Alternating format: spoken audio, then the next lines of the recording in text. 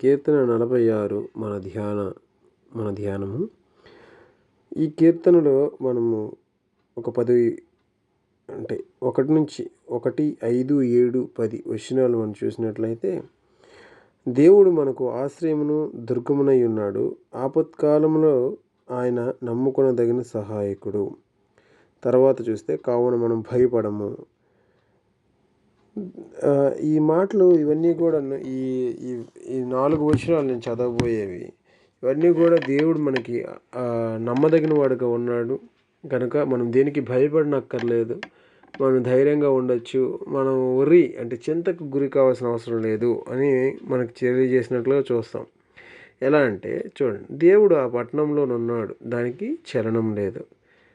దేవుడు ఉన్నాడంట పరలోకంలో. మనం ఆ మాట ప్రకటన గ్రంథం చూడొచ్చు.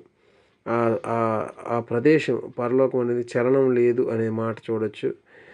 ఆయనే అక్కడ ఉన్నాడు అంటే దాని అర్థం ఏంటంటే, ఆయన ఎక్కడ ఉంటాడో, ఎవరి హృదయాల్లో ఉంటాడో వాళ్ళు చెలించిపోరు, పరిస్థితులను బట్టి కదిలిపోరు, కుదేలైపోరు, భ్రమకు గురికారు, విభ్రాంతి నొందరు.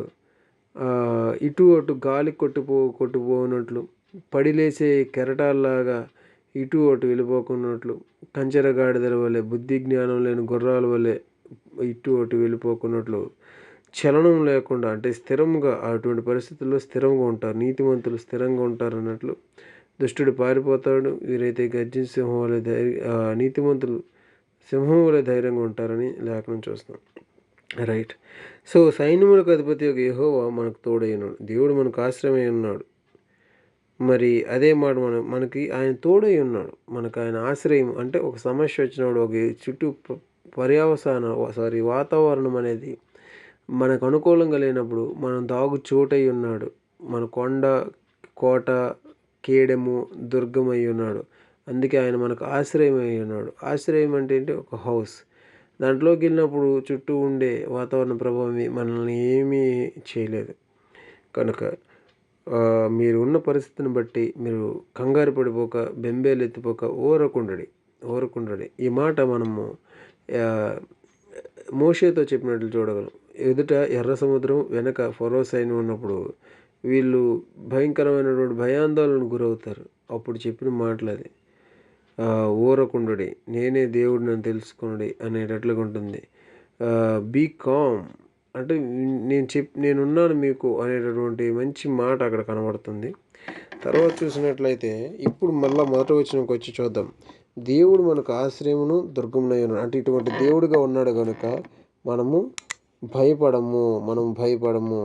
ఏ పరిస్థితి, ఆపత్కాలం ఎటువంటిది వచ్చినప్పుడు కూడా, ఎటువంటి సమస్యలో కూడా ఎవరు సహాయం చేసినా చేయకపోయినా ఈయన దగ్గరికి వెళ్తే సహాయం దొరుకుద్దో లేదని ఎవరిని గురించి మనం అనుకోవచ్చేమో, కానీ దేవుడి గురించి అనుకోవాల్సిన అవసరమే లేదు. ఆయన ఏమంటాడంటే, ఆయన నమ్ముకొనదగిన సహాయకుడు, మామూలు సహాయకుడు కాదు. సహాయకుడు అంటే కొన్నిసార్లు మనకు సహాయం చేస్తాడు అతని పరిస్థితిని బట్టి, కానీ ప్రతిసారి చేయగలడో లేదో మనకి ఈ భూమిలో ఎవరి గురించి కూడా మనం నిశ్చయత కలిగి ఉండలేము.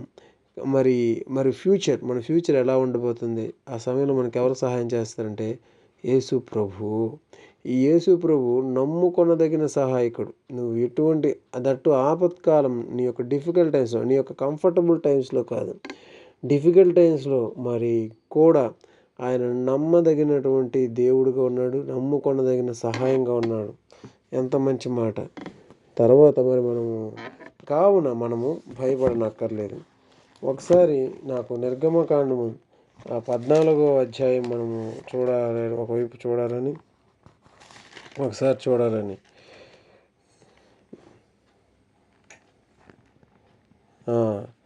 14వ వచనంలో 14వ అధ్యాయం 14, యెహోవా మీ పక్షాన యుద్ధం చేయును, మీరు ఊరకయే ఉండవలెను. స్టాండ్ స్టిల్, ఊరకయే ఉండాలి. దేవుడు నీ కొరకు యుద్ధం చేస్తాడు, నా కొరకు యుద్ధం చేస్తాడు. మన పరిస్థితి నుంచి మనల్ని బయటకు తీసుకొస్తాడు.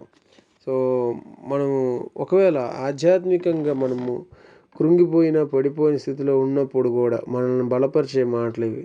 ప్రభువా, నేను శత్రువు చేతిలో చిత్తుగా ఓడిపోయాను, బలహీనుడైపోయాను, పడిపోయాను అని నాకు నిరుత్సాహం వేస్తుంది. నేను మరలా నడవగలనా, జయించగలనా అంటే నిజానికి శత్రువుకి మన పైన ఎటువంటి ఏలుబడి చేసే అధికారం లేదు. మనం ఒకవేళ పడినా తిరిగి లేచే కృప మనకి దేవుడు ఇచ్చి ఉన్నాడు. దాన్ని మన ప్రార్థనతో మరి విశ్వాసంతో, ప్రార్థనలోని తీవ్రతతో, ఆశతో మనము దేవుని శక్తిని, కృపను పొందుకొని జయించవచ్చు. అయితే మీరు యుద్ధం చేయనవసరం లేదు, ఊరకుండుడి అని చెప్తున్నాడు. ఆయన సెలవిస్తున్నాడు. అంటే ఈ పోరాటం నీది ఏదైతే ఉందో, ఆధ్యాత్మిక పోరాటం, అది నీది కాదు, దేవునిది. అలాగని నువ్వు నిర్లక్ష్యపరుడుగా నిద్రపోమని బైబిల్ చెప్పట్లేదు. బైబిల్ ఏం చెప్తుందంటే, దేవుడు నీలో కార్యసిద్ధి కలుగజేయడానికి ఒక దేవుని శక్తి పనిచేస్తుంది. ఆ పని చేయడానికి వెసులుబాటు, ఆ పని చేయడానికి అనుమతినివ్వు, విల్లింగ్ ఇవ్వు. Yes Lord, you please work through me అని మనం దేవుడితో ఏకీభవించిన యెడల ఆ పని మనలో జరుగుతుంది. దేవుడు ఏమన్నాడు? నేను మీ శత్రువులతో యుద్ధం చేయవాడు ఆయన, మీరు ఊరకే నిలిచి ఉండండి. నిలిచి ఉండమన్నప్పుడు నిలిచి ఉండాలి. మోషేను కర్ర ఎత్తమన్నప్పుడు ఎత్తాడు. అలా మనతో పనులు బండను కొట్టమన్నప్పుడు కొట్టాడు. అలా మన ద్వారా ఆయన పని చేయాలనుకుంటున్నాడు. కానీ ఆ బండ కొడితే నీళ్లు రప్పించేది ఆయన. ఆ కర్ర ఎత్తితే సముద్రాన్ని 2 పాయలుగా చీల్చి నిలబెట్టేవాడు ఆయన. కనుక ఆయన చెప్పినట్లు మనం చేయడం నేర్చుకుందాం. ఆయన పరిశుద్ధాత్మ ప్రేరణలకు మనం లోబడదాం. అలాగున మనం ఆత్మానుసారం నడుచుకున్నట్లు దేవుడు కృప దయచేయునుగాక. ఆమేన్.